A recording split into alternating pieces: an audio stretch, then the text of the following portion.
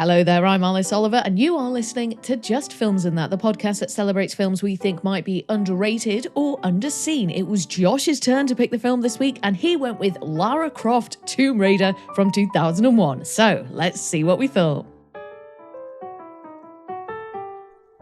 So then, Josh, as I said, you chose this week's film, Lara Croft, Tomb Raider from 2001. So, spoiler warning, listeners, if you haven't seen it. So, Josh, tell us, what is the film about and why did you pick it? Oh, I'm excited. I've been excited for this one. Excited to see what you think of this. Go on. So first of all, it is Lara Croft Tomb Raider from 2001, not the more recent one. This is the one with Angelina Jolie that we're talking about. So the plot, well, Angelina Jolie plays Lara Croft. She's a Tomb Raider. She goes around the world raiding tombs. It's based on the popular game series, and that's basically what it's about. I'm not going to go into it anymore. Lots of puzzles and traps and a MacGuffin and a plot device, and everyone's trying to get the thing to get to the place to save the world. Lots of bad guys going, whoa. Yeah, a lot of that. A lot of bad guys with Machiavellian plans and all that. So why did I pick this? Well, so I remember enjoying this as a kid. I remember watching it like on video or whatever when it came out, thinking it was like a good action film. And a few weeks or months ago, I can't remember, it was on telly. Oh, and when you just find yourself getting sucked back in. Right, yeah. And you think, I'll just have this on whilst I eat my tea. I'll just have this on while I do this. And then you don't turn it off. Mm-hmm. And I thought, God, I didn't realise I'd still enjoy this, 20 years later. And so because of the podcast, as we both tend to do sometimes, because we're always constantly thinking of films to do for episodes, I looked at the critical reception and I was pretty shocked at how poorly rated it was. What a dramatic word. He was shocked, listeners. I was. Yes. So it got pretty battered by the critics, which I never really knew. So that's why I picked it. It's why I think it's underrated. It's probably underrated. It's probably not underseen, but I think it is critically underrated. Now, I don't know if you've seen this or not, but I'm proper. I can't decide whether you'll absolutely hate this or whether you might actually sort of love it. Do you think those are the two options? Yeah. No, because there's always a middle ground, isn't there? Which is probably a nice gentle grey area. It might be. You might be in the grey. Have you seen it before? Are you leaning one way or the other? I don't know, because if I think about other films you've picked, and the sort of, I think you might really like this. Okay. But I also wouldn't be surprised if there was some elements of it that really pissed you off. But I could also see the stuff in there. Like, for example, I reckon you might quite like the music. Oh, that's an interesting take. Because there's a lot of house and garage and you quite like that sort of stuff, don't you? Interesting that you bring that up. Maybe that's in one of my piles of notes. The likes or the dislikes. I suppose we'll find out. So, had you seen this before? No, I hadn't seen it, but I had heard of it and I did know that Angelina Jolie was in it. I also had a sneaky suspicion that Daniel Craig was in it, and then he was. And I was like, why do I know that? How have I seen that? So yes. But no, in terms of so my expectations were pretty low going in. I thought, is this going to be a bit naff, bit rubbish or whatever? But you know what, Josh? I actually thought it was pretty okay, Yeah, okay. I didn't love it, but I definitely didn't hate it. And I reckon my likes list is way, way longer than my dislikes list. Oh, well, I'm happy with that then. I'm happy with that. Like you say, it's not always love or hate, but I'm glad there's more positives than negatives. So then definitely. What did you like then? Because I had some things I thought you would like and some things I thought you wouldn't. Yeah. Well, I know you did say the music, and I did love the music. I thought it was atmospheric. Basement I thought Jacks. It was dramatic. The two songs at the end, because it was that, and then it was another one as well, quite a popular one. I can't remember what it was now. But yeah, I thought the music was great. So yeah, in general, it sounds great, but it looked great as well. I loved some of the stylistic choices, the set design, the prop design. The opening sequence, I think, is brilliant with Lara doing like this training drill. And I really enjoyed the music that they used there. And there was lots of use of like silhouette and shadows. The camera work and the framing, I also thought was really on point, and you felt like it was really intentional. And it was almost as if every shot could have been a photograph. And I wonder if that's the video game sort of inspiration coming in there. Did you play the game? Have you played the games? I didn't play the game. I definitely saw it, so I feel like maybe my brother played it I'd seen it, so I know what the game looks like. But no, I hadn't played it myself. Yeah. that sort of dusty, shadowy aesthetic, isn't it? Because it's So I've not like religiously played the games. I have played them like a little bit, but not loads. But you can definitely see stuff in there that is like the games, and they've put lots of stuff in there that is a wink and a nod to the game. So like she does, I thought so. She does the thing that's quite famous in the game. So she does a backflip and takes her guns out at the same time. She does like this. Cool. She does this roll where she changes direction. So she does that in the game. There's a few other bits as well. I think the butler. The most famous thing most people know about Tomb Raider is in the third one. You can follow the butler around and like lock him in the fridge, and you can't kill him. So if you try and shoot him, he puts a dinner tray up. Okay, and it seems like it's this like indestructible dinner tray, and it's just one of those things that became a running joke of like, oh, the things you tried to get to do the butler. To do to the butler, like lock him in this big walking free. And in it, he does do the thing where he lifts the dinner tray up as a little nod to the fans. And then so obviously it's a platform game where there's a lot of problem solving and puzzle solving. And I think what this doesn't get enough credit for is that I think that comes into it. I think there's a really good sense of escalation in the films of like, you do this, which leads to this, and it escalates. So like you solve the part one of the problem, but then loads of stuff comes out and tries to kill you. So then you got to beat that while solving part two and escaping at the same time. That's very gamey, isn't it? That's like a very gamey aesthetic, is like solve X to get Y, and then Z happens. Yep, definitely. It was really fast paced, I thought, visually. So it was lots of quick cuts and the camera is moving an awful lot. And I think that they did it really well, and it just made the whole thing like you felt like you were really there along with the ride, and it didn't feel like there was really much of a lull at any point. There were a couple of different vibes I was getting from it too. So at times it felt quite Batman-esque in terms of the characters and the plot points and the narrative drivers. The combat and some of the imagery I thought reminded me a bit of The Matrix and of Equilibrium. You know, it's very motorbikes, cars, metal, bullets, guns, and computers. Yeah, leather jackets and some of the sunglasses, brilliant. indoors. Oh, so many sunglasses, right? Angie was always in some sunglasses. And I reckon the CGI was pretty good as well, and hasn't aged too badly at all. It's not bad. There's some films from this area where like it's like The Mummy Returns. There's the bit where The Rock comes out. So there's a bit where you can YouTube it. It's often considered to be one of the worst pieces of CGI of all time. Dear. And The Rock comes out as the Scorpion King, and it looks like a PS1 cutscene. Oh God! And it's definitely aged, hasn't it? It's definitely like it's 2001. You know this is not modern CGI, but it's not like God, this is bad. So I think you're right. I think there's some good stuff there. What do you think of the action in it as an action film?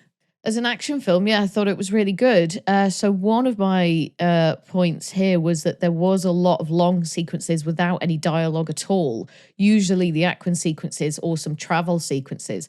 And I like that they weren't just fully relying on the dialogue to tell the story and trusted the visuals and the sound alone to keep the audience engaged. There's one moment where the whole gang are traveling to and in Serbia, and there's this great group wide shot of them walking along with massive helicopters moving around in the background, and this just looks so brilliant and so dramatic. I did think as well Daniel Craig and Angelina Jolie both gave really good physical performances, and not just it, you know, in terms of the action, but also some of their facial expressions. I mean, 10 out of 10 for facial expressions from both of them. A lot of good facial expressions in this. Yeah, and I think because the way the music was and how it was edited along with the action, it was really enjoyable. Like, it didn't feel tired at all. And there were some great moments, like when we were in Lara's house and, you know, the action that was happening there, or like when we were in Serbia in like this secret lair or whatever it was. So we had a few good different locations. You know, all those guys are breaking into Lara's house and stuff. And that was all very big and dramatic. And I thought it was pretty good, I think a lot of it, Daniel Craig's great in this. He doesn't have loads to do, but I think a lot of it is on Angelina Jolie. Like she's in most scenes, except for the odd bit with the villains. And I think I think she's really, really good in this. I think she's a really good Lara Croft. I think that she absolutely nails the action side of it and the physical side of it. I think she does get the character right based on from what I've seen in the games. She does get the accent right as well, I think, which is quite important. You know, we've joked before about Americans doing English accents. You know, Keanu Reeves in Dracula, and I know where the bastard sleeps and all that. But I think she's pretty good in this. When I watched this, I was like 11, but I didn't know she was American, which is usually a good sign. Certainly. But I think she's really good in it. I think she really nails like particular physicality of the character, and And just to see her just battering dudes. Mm-hmm. Like, she kicks the shit out of some henchmen in this. Yeah, it's pretty satisfying. It's pretty to watch, satisfying. Yeah. I bet like, and as well, there's not that many female-led. Certainly at this point, there wasn't that many female-led action films. So it's is it before Resident Evil? It's before I'm trying to think of other ones like Mad Max Fury Road. There isn't that many female-led action films. Wonder Woman, really, do you know what I mean? And I think this is pretty.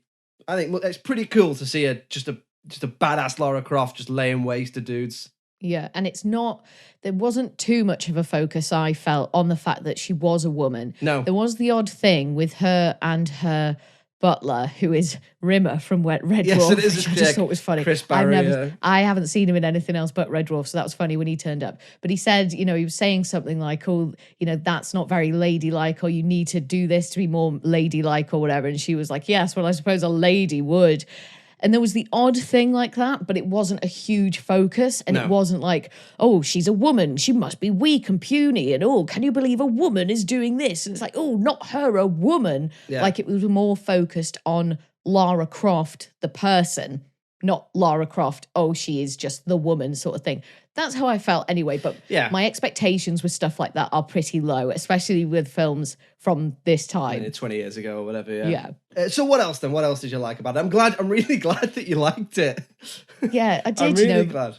I really think there was a lot. I came away with an overwhelmingly positive feeling, and I didn't feel like you'd wasted my time making me watch this. Especially it's always nice when you go in with lower expectations and come out like, oh, it is actually wasn't painful. Green Lantern, I think, Exhibit A, right there. Passengers for me. Oh yeah, and me too actually with Passengers. I had quite low expectations as well. So I know we touched on a little bit there the cast, but I think the cast is brilliant. So obviously Angelina Jolie and Daniel Craig, but we've also got Ian Glenn, who I absolutely loved in Game of Thrones, Rimmer from Red Dwarf, like we said, Chris Barry, which was just so funny. Like, I've never seen him in anything except Red Dwarf. And then is it Julian Rind-Tutt? Forgive me if I'm not quite saying his name properly. He's like he's brilliant, isn't he? He's the bad guy's like smarmy, sarcastic assistant, isn't he? You got Noah Taylor from Submarine in there as well. Oh my God, was he? So his little her guy in the chair, her IT guy is the dad in some Submarine. Oh my God!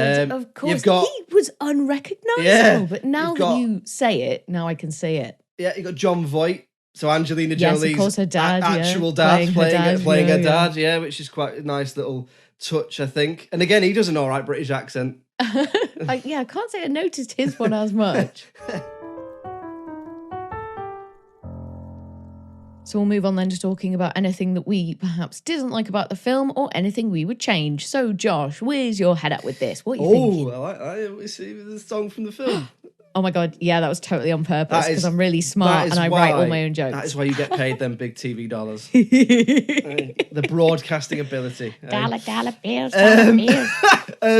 Okay, so most of what I liked was to echo what you said. Now, there is things, it's not perfect. It's a bit of its time. It's a bit daft in places. It's a bit cheesy. Now, I don't mind a lot of that because I do think it's definitely got its tongue in its cheek. It's not being serious. Do you know what I mean? It's not. It knows what it is. But there are a few conveniences of like plot devices just appearing, of dreams happening to explain stuff, convenience things. Like for example, there's an action scene, probably one of the best action scenes where, like you alluded to before, they break into her house to steal something and she takes them all down. And it's a really good action scene. But for some reason, she's on a bungee. She was training, right? She was doing her but is that jumping what it is? around Is that, sort of acrobatic training. How is that helpful? Like, she's on a big bungee on a chandelier. Why is she bungee jumping in a house, Alice? I assumed it was some sort of physical training, But she can't jump that high without the bungee, so what use is it? It's useful for if she ever finds herself in a circus tent and the bad guys are near the top and she has to get up there. Obviously, Josh, come on. I shouldn't have to explain this to you. But that's, I really like that action scene. It's almost balletic. It's almost like a dance in places. But there is an element of like, they've obviously thought of, it's in that stage of like, what can we do? It's let's a bit make this happen. You might not have seen it, I don't know, but like if you watch Mission Impossible 2, they very much went, let's make it a kickboxing one. It's a kickboxing one. And then there's loads of random kickboxing scenes in it. Okay, And loads yeah, of got like you. doves and motorbikes and flames. And it all sort of looks a bit like a music video in places. And there's a touch of that with this, which is like, someone's obviously gone, really cool action scene with a bungee jump. And then gone, let's make it happen. how do we put it in the film? She's just there. Like, she's just practicing. Yeah, man. She's just practicing her bungee. She's got two guys who work for her, and they're quite happy to set up a massive bungee for her on a chandelier, and she just jumps up and down. So there's a few bits of convenience like that. Things like that, There's a couple of cliches as well. Like, for example, at one point, I think she finds herself in Cambodia or Indonesia, and lo and behold, she ends up at a Buddhist monk temple. Oh yeah, and they she's give like her best some mates with the monk. and they give her some magic healing tea, and it's a bit like, you know, and the scar on her arm disappears. It's a bit and cliched. stuff, yeah. You know, it's a bit convenient in it. It's a bit, but I guess really, I don't really mind that much because it is just very, stuff you notice. It's like, I suppose in games, there's plenty of games where you drink some sort of magic potion and you heal. So maybe that's of course, just a version of that. And I guess it's in parts where they've tried to translate the things that are happening in the game into the film. Yeah, but because when you're in a game, I think you suspend your disbelief a little bit more, don't you? And you accept that as full fantasy because you are Lara Croft. Yeah. So it's like, well, I have been injured. Obviously, I need to be healed. But when you're watching the film, there's that slight disconnect. Because you're watching it, not being it. So you're not thing, as immersed. So I think it is a bit more difficult to suspend your disbelief. And I guess that's why they probably say it's so hard to make a video game film. It's so because hard, the isn't it, to make immersive it nature work? of a video game, you know, it's Is that so things just much happen. different to watching. Yep. Even if you take something as simple as like FIFA, Mm-hmm. well, playing actual football and playing FIFA are massively different, Mm-hmm. but they do their best to try and do things to make you feel like you're immersed, but you can't beat actually controlling the character. Yeah, and So it will always it is difficult. It is difficult, and I think everyone's experience of the game and the things that they feel while they're playing the game is obviously very unique to them. It's like when people say, you know, oh, the book was better than the film, Yeah. and it's like, well, yeah, of course it was, because you imagined the book. You've coloured in the pictures with the book, created haven't you? that, Yeah, absolutely. So if the book is doing its job properly, the book will always be better than the films, right? Yeah, absolutely. Because it is your version of the story. And that's why I think quite often people will often say, I don't know, a lot of people are different. I would always rather, if I'm going to do both, read the book then watch the film. Because I've read books before where I know who's in the film and I still put, you know, Daniel Radcliffe as Harry Potter. Yeah. Because I can't help it, because someone's done it for me, and ultimately your brain is lazy and will cut corners and do what it can to save energy, won't it? So anyway, so there was that element of stuff with this sort of being a bit cheesy, you know, there's a lot of like, there's a lot of sort of cheesy dialogue and stuff like that, but I didn't mind so much. One thing I did want to ask you about, other than that, there isn't loads. One thing I did want to ask you about, and I'm a bit on the fence of this, is one of the criticisms I have read is that it's a bit gratuitous when it comes to her as a character. Now, I will concede that they hammer you over the head with the she's not a lady thing. They do a bit of that. Like you said, the butler's always on her to be a lady, and there's a few elements of that sort of side to it, and they over-egg the pudding a little bit on that. But in terms of gratuitous, so apart from one bit where she's in the shower, I don't really feel like there is a lot of gratuitousness in it. I mean, you see far more of like Thor in a Thor film. We're talking in terms of the nudity and perhaps the sexualization of that character. Yeah. So, and that's obviously something that we could open up a can of worms here, but that's something that the character is associated with, which is like an over-sexualization of the character, you know. All this talk about how big her boobs are, how little her waist is, all that sort of stuff. Yeah. Which I'm sure we could talk about, and many, many people have done so. But I remember there being an element of this, of them saying, you know, it's a bit gratuitous. Her costumes are a bit gratuitous. There's that shower scene, which, you know, there is a bit of that, but there's plenty of other. There's almost the exact same scene with Daniel Craig. That's exactly what I was just about to say, because obviously when that shower scene with her is happening, you know, it instantly my mind does always just go to, oh yeah, here we go. Not really adding to the narrative, but we just need to see the pretty lady. But then because Daniel Radcliffe is then doing the same, and his scene seems to last a little bit longer. Daniel Craig. Did I say Daniel Radcliffe? I was wishful thinking, Alice. We'll cut it. Daniel Craig, my other favourite Daniel. So because he... Would you rather it was Daniel Craig in the shower or Daniel Radcliffe in the shower? You know what? I respect both men too much to answer that question. Thank you, Josh. We'll put it out to the listeners. Who would you rather see in the shower? So I think because his scene lasted quite a long time, he's then running around the place naked and wet. You know, the woman knocks on the door, she sees him naked. Lara Croft then also sees him naked. So he is subjected to a bit of that as well. I'm not saying that's great, you know, maybe we shouldn't be objectifying people all the time, but it was equal. We did have Lara and then we had him. And I don't think it's completely pointless. Mm-hmm. But I don't think it's like pornographic or gratuitous. I've seen worse. Yeah, I've seen way worse. Yeah, so I disagree when it comes to that. But anyway, that's about it for me on the dislikes. Yeah. I suppose the things I don't like about it, I also sort of do like about it because it is very tongue-in-cheek, but there are flaws to it, and a lot of that is down to how it's aged and the fact that it's a bit cheesy and the way it's written. It's very much a 2001 blockbuster, isn't it? But yeah, totally. What about you? Was there anything you didn't like? So there was a lot of whispering. Which was a bit annoying. So I know I said before that I enjoyed, obviously, the sequences without dialogue and trusting your audience to follow along. But if you are going to talk, I want to be able to hear what you're saying, please. There's a lot of, oh my God, my dad left me this letter. And it was all like this. And I was like, oh my God, speak up. You're driving me mad. So there's a bit of that. You know how I feel about the chewing gum thing? I feel a bit similar with the whispering. I don't like it when people whisper. It's a bit of a blockbuster thing, isn't it? Where characters are all gruff. I'm being very dramatic. A lot of characters are always like, oh my God. Exactly that. Exactly that. Exactly. Yeah, there's a lot of that. In blockbusters in particular, there was always a lot of that. I don't know if they just think it's atmospheric, but... The call's coming from inside the house. Yeah. That sort of thing, isn't it? I can stop you. It's all that. Yeah, it was just like, stop, speak up, man. Pretend you're in the theatre. Yeah, if it was like, what? Yeah, exactly. Did you just say you could stop me? Did you just say you could stop me? So I wasn't totally thrilled with Daniel Craig's American accent. Oh. And I really liked his performance in general. Like I've already said, his facial expressions, his physical performance was brilliant. But his American accent was just bad. And I wish they hadn't made him do it.